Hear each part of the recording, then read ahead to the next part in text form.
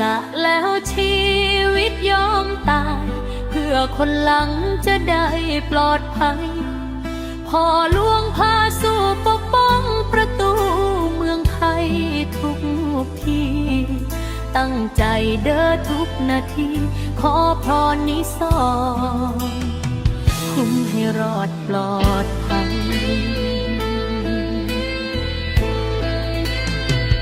เหตุยังบ่ได้แต่คอยติดตามเรื่องราวคอยตามข่าวว่าเป็นจังใดสู้เดินแนวนาผู้จากบ้านมาเพื่อป้องแดนไทยคนหลังสู้ส่งแห่งใจให้ทหารไทย